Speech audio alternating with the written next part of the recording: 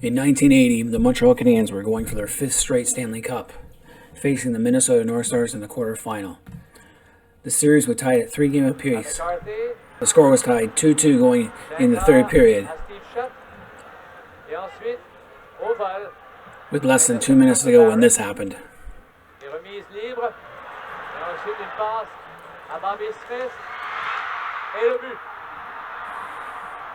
Oh, McAdam tipped in a pass and scored the game winner at the 18:34 mark of the third period on Dennis Huron. Montreal had less than a minute and a half to score the tying goal and force overtime. There it is, and there's the rebound right there. Tips it in. So here are the last 20 seconds of the game. Montreal does one final rush. This is it.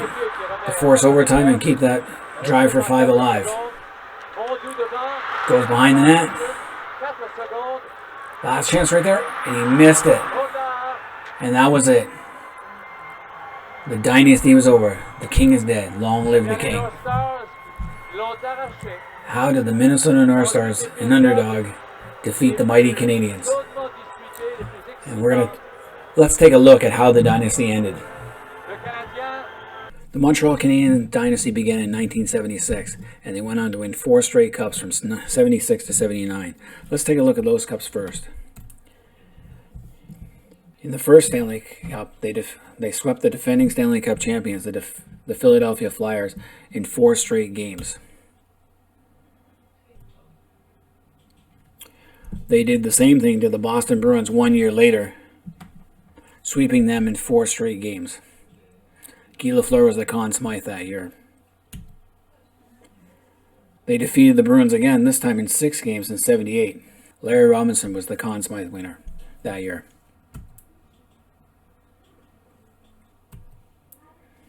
The 1979 playoffs proved to be the toughest when the Bruins took them to 7 games in the semifinals. The 7th game was close, with Boston leading until a too-many-men penalty by them allowed Montreal to tie the game on a Guy Lafleur goal, and Yvon Lambert scored the OT winner. Montreal went on to defeat the New York Rangers in 5 games. Bob Gainey was the Conn Smythe winner. In that 4-year span, they had a record of 229 wins, 46 losses, and 45 ties for 503 points, and a winning percentage of 71.56%. They scored 1,420 goals and allowed only 732 goals for a plus-minus of 688. The Edmonton Oilers scored more goals in the 80s during their 4 cups, but allowed more goals and had a lower plus-minus, just to set things straight. So all was set for their drive for 5, but then things happened. It all starts with management. Sam Pollock retired as GM in the summer of 1978. Trader Sam was the architect of the team in the 1960s and 70s. A shrewd trader, he was able to attain one of the top 2 picks in the 1971 draft. He persuaded California Golden Seals owner Charlie Finley to trade the Seals 1971 first-round pick and Francois Lacombe in return for Montreal's 1970 first-round pick and veteran Ernie Hick. While the Canadiens now had that pick, they wanted the Los Angeles Kings began to play even more poorly than the Seals. Pollock was in danger of losing the first overall pick, which was unacceptable. So Pollock decided to try and give the Kings a little boost so they would not wind up winning the first pick in the next draft. He offered the age but valuable Ralph Backstrom to the Kings, receiving in return 2 minor leaguers who never played a shift with the Montreal Canadiens.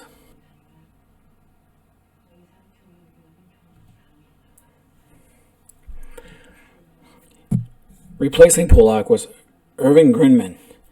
He's best known for founder of the Laurentian Lanes Bowling Alley. That company owned bowling lanes in Montreal, Ottawa, and Kingston. He had joined the Canadiens in 1972 and was a close friend of Pollock's. Grindman was obviously not in the same league as Pollock in his deals, though he did win a cup with Montreal. The 1979 Cup and the last one of the dynasty we're talking about. Next we go into coaching. The coach for all 4 of those cups was Scotty Bowman. Scotty had won 5 cups with the Montreal Canadiens. Bowman had expected to become the next GM, having faithfully served Montreal since 1971 and had won 5 cups at the helm. Although Bowman and Grinman were on good terms with each other, Bowman famously told Grinman that he won't work for him. Bowman did stay for 1 more year, the 1978-79 Stanley Cup, and for the 1979-80 season, he moved on to the Buffalo Sabres as coach and general manager. He served as the team's general manager. He served as the Buffalo Sabres general manager until 1987, doubling as coach on 3 separate occasions. Scotty Bowman soon learned an invaluable lesson. The only person who could coach for Bowman, the GM, was Bowman, the coach. And he wasn't all that great of a GM on top of that.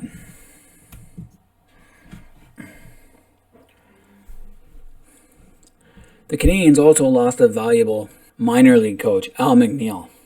Al McNeil took over the coaching duties of the Atlanta Flames. And McNeil had coached the Montreal Canadiens to an unexpected Stanley Cup championship in 1971. Due to issues with the media and veteran players, he was sent down to Nova Scotia to coach in the AHL. McNeil won 3 Calder Cup championships, 1972, 76, and 77, in 6 years with the Voyageurs. He was great with young players, and his experience would be hard to replace.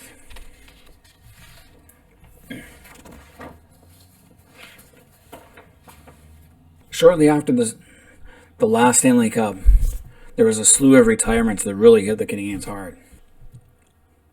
First up was Yvon Cornway, the Roadrunner. Due to his small size and blazing speed, he retired in September 1979 during the preseason due to a chronic back issue.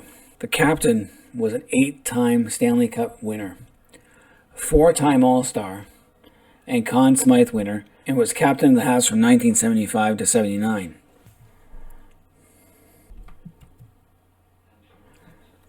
In mid-June 1979, Jacques Lemaire retired at the age of 33. A model of consistency, Lemaire scored at least 20 goals in each of his 12 seasons. He retired from the NHL after the 78-79 season to become a playing coach in Switzerland. He still had several years left to contribute and had a perfect on-ice relationship with Lafleur. He won 8 Stanley Cups in Montreal and is one of only 6 players to have scored 2 Stanley Cup winning goals, achieving the feat in both 77 and 79. His retirement was probably the most surprising of the 3. Ken Dryden's retirement came in July of 1979 and was perhaps the most important. Only 31 at the time, Dryden felt it was time to move on and had already told management during the 78-79 season. He had played fewer than 8 full seasons in the NHL, won 6 Stanley Cups, was a 6-time All-Star. He was the 71-72 Calder Trophy winner for Rookie of the Year before he had even played a full season in hockey. He was the Conn Smythe playoff MVP in 1970-71 and was a 5-time Vezina Trophy winner as the top goaltender. He was a one-of-a-kind player who the team needed him more than he needed to play hockey, as he was a lawyer at the same time he played. 3 Hall of Fame hockey players retiring that had 24 Stanley Cups between them. You had a captain, a number 1 center, and the top NHL goalie, all gone in one summer. The next coach of the Montreal Canadiens was Hall of Famer Bernie Boom Boom Geoffrion. A former player had won 6 Stanley Cups, was a 3-time All-Star, Rookie of the Year in 51-52, won the Hart Trophy in 60-61 as the league's most valuable player, and was a 2-time Art Ross scoring champion. In 1968, he finally retired as a player and became coach of the New York Rangers, but resigned after only 43 games due to ulcers. His hiring was kind of a surprise because he was best known for his funny Atlanta TV beer commercials. In 1972, he became the first coach of the Atlanta Flames and held that position for 2.5 years, leading them to their first playoff appearance in 74.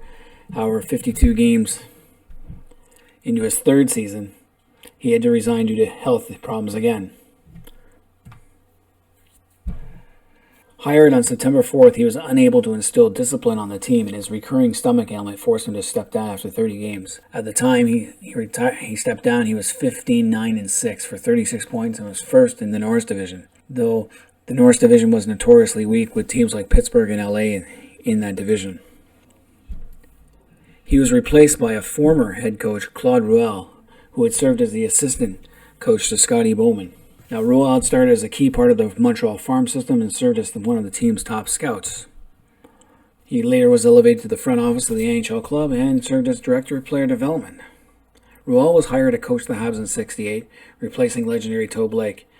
He led a talented group of players to a Stanley Cup championship during his first year. However, the following season, Montreal was an odd team out in a tight 5-team Original Six battle for 4 playoff spots. He started the 70-71 season behind the bench, but decided to step down 23 games into the season because the pressure of life behind the bench was affecting his health. So he returned to his role of director of player development, but he took over as Montreal coach again. He had a respectable coaching record, but he coached some really fine teams. He had a lot of real talent on his teams. In 79-80, he led them to 32 wins, 11 losses, and 7 ties for 71 points, and was their leader during the playoffs.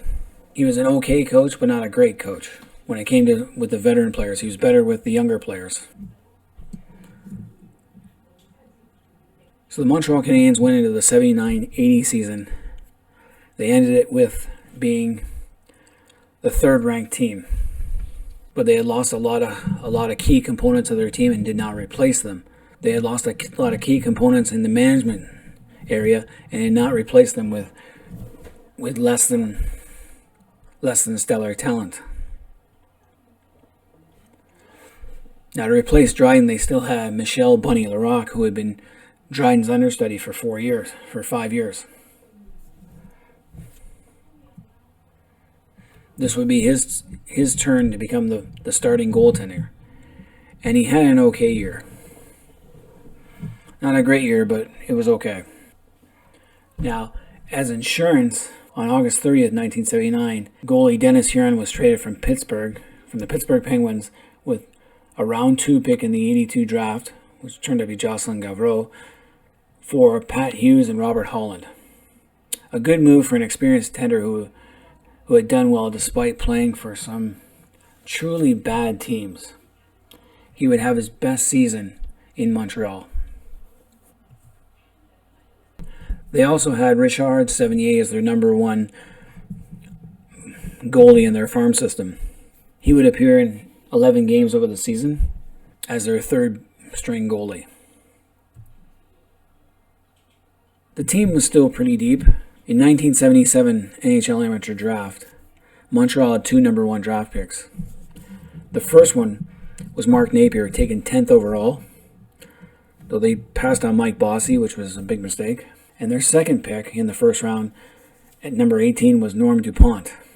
Now, DuPont played only 35 games with the Canadiens in 1979-80 and 8 playoff games and did not see much ice time. After the season, he was traded on September 26th to the Winnipeg Jets for a third-round pick in the 1983 draft.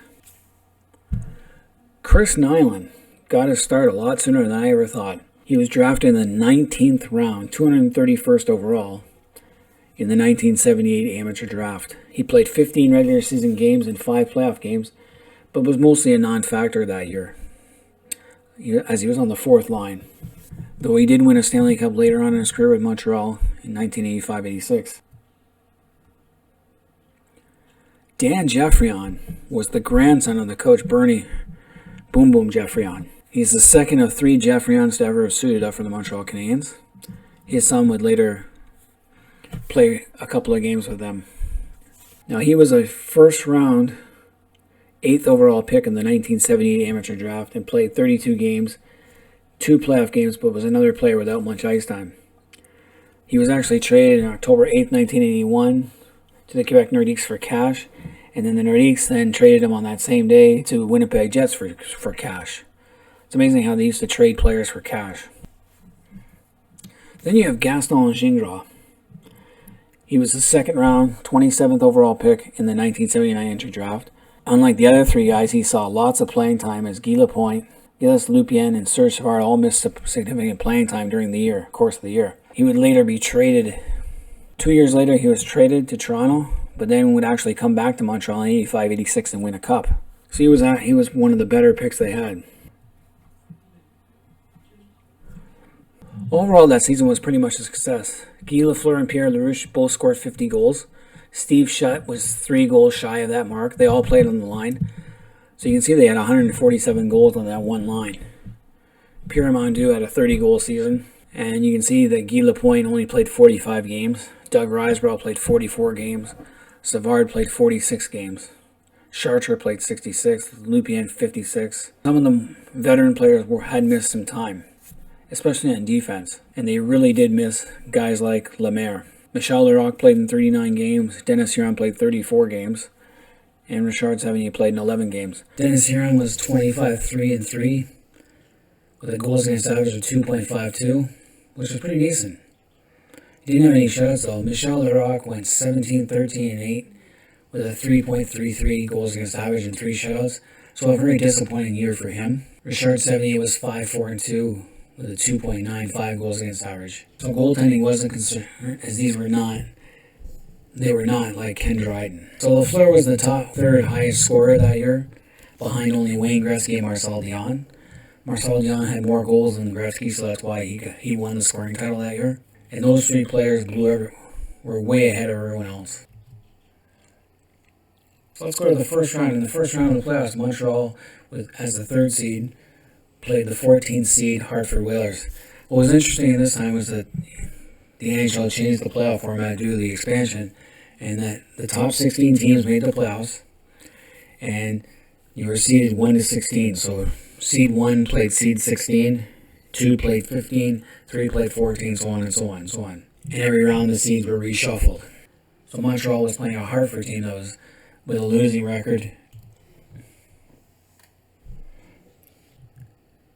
Montreal would take this series 3-0.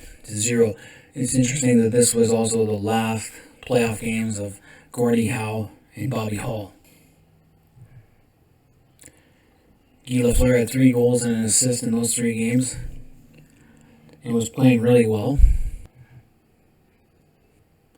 until this happened. A guy named Pat Boutet, who had been traded from the Toronto Maple Leafs to the Hartford Whalers for Bob Stevenson that year. His hockey card got airbrushed. Late in the 3rd period of the final game of that series, Pat Boutet kneed Lafleur as he was skating past. Lafleur was injured and missed the rest of the playoffs. And many people think that was the last time we saw the great Guy Lafleur, as he was never quite the same player after that.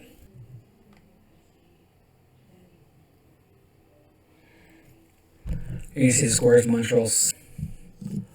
Yvon Lambert was having a great series with 8 points, as was Lafleur, 3 goals, 2 goals, and Larouche had 3 assists. In that series, Pierre Mondeau only played 1 game, as did Guy Lapointe. Serge Savard was missing from that series, as was Dougie Risebrough. Okay, then we go to Minnesota. The Minnesota North Stars had been 36, 28, and 16 for 88 points. So they had a winning record. And they had beaten the Toronto Maple Leafs 3 games to 0 before moving on to the Montreal series. In the first 2 games, Minnesota stunned Montreal in Montreal, winning the first games 3-0 and 4-1. Now, Lafleur missed that entire series. He was out for the rest of the playoffs. So there's 50 goals out of your lineup. In games 3 and 4 in Minnesota, Montreal bounced back with a 5-0 and 5-1 victories. Game 5 in Montreal pounded them 6-2, but then in Game 6, Minnesota stormed back for a 5-2 win, setting up Game 7. In Game 7, with Lafleur out, Larouche was also injured, so he missed that. There's 100 goals taken out of your lineup right away. Now, Minnesota's first goal by Tom Youngins was a lucky bounce while the Habs were on a power play. Denis Huron, who was in net, tried to play the puck behind the net to set up an offensive rush, and the puck hit the side of the net and went out in front where Tom Youngin shot it in. So that tied the game at 1-1. Craig Hartford made it 2-1 on the power play. Then Rod Langway, in his second season, he tied it up in the third period. But then in 1834, the third period, Steve Payne shot it on net. Bobby Smith tapped it. Huron made the save, but the rebound went to Al McAdam, who shot it in, and that was it. That was the end of the dynasty.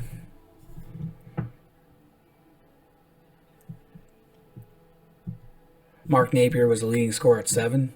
Steve Shutt did pretty good until the final game. Serge Savard, he showed up for 2 games. Doug Risebrough was out. Lafleur was out. And Guy Lapointe only played 1 final game.